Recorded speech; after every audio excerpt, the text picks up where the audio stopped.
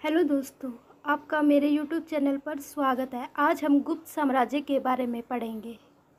पहला पॉइंट है संस्थापक। गुप्त साम्राज्य का जो संस्थापक है वो श्री गुप्त था। गुप्तों की जो राजकीय भाषा है वो संस्कृत है। गुप्त संवत की स्थापना चंद्रगुप्त प्रथम ने की थी। भारत का नेपोलियन समुद्रगुप्त को कहा जाता है। राज चिन्ह गरुड़ था क्योंकि ये लोग विष्णु भगवान को मानते थे।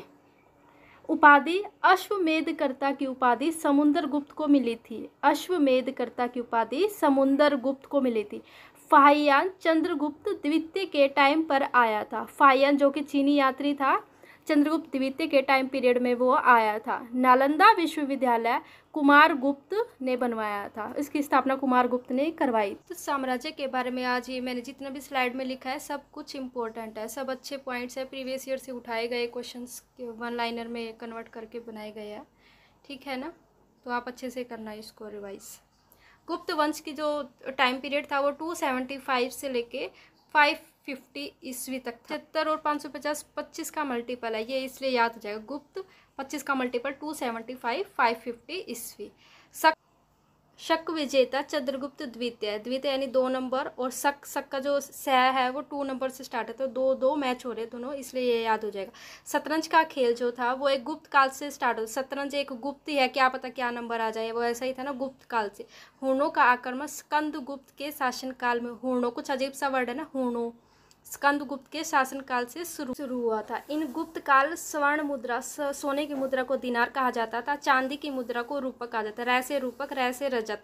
लास्ट शासक विष्णुगुप्त था। मंदिर बनाने की कला का जन्म गुप्त काल से ही हुआ था, गुप्त काल से ही शुरू हुई थी।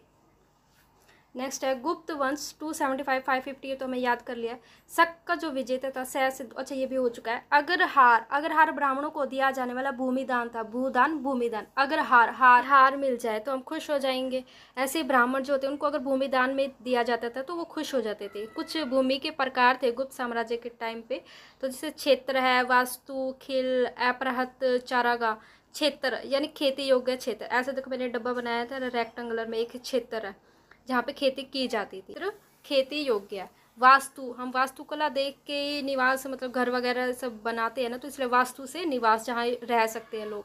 खिल कृषि योग्य नहीं। खिलेंगे कैसे, जब कृषि नहीं हो पाएगी तो हमारे फेस पे स्माइल नहीं आएगी, तो हम खिलेंगे नहीं, तो नहीं कृषि, नहीं खिल। अपराहत, प्रहार कर देते, जंगली भूमि पे जाएंगे हमारे ऊपर प्रहार कर सकते हैं जंगली जानवर। और चारागाह, पशुओं को चराने के योग्य जो भी भूमि है। क्योंकि समझ में आ रहा होगा सभी को गुप्त साम्राज्य के बारे में। गुप्त साम्राज्य के कुछ व्यापारिक केंद्र थे, जो इसमें सबसे इंपॉर्टेंट है उज्जैन, जो एमपी में है उज्जैन।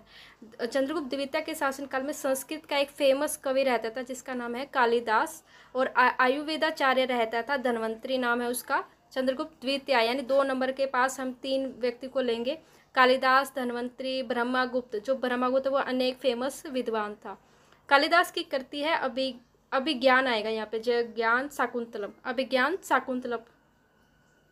गुप्त काल को भारतीय इतिहास का स्वर्ण युग कहा जाता है, गोल्डन पीरियड कहा जाता है। गुप्त काल को गोल्डन, गोल्ड को हमने छुपा के रखना चाहिए तो गुप्त रखना चाहिए, इसीलिए गोल्डन पीरियड था।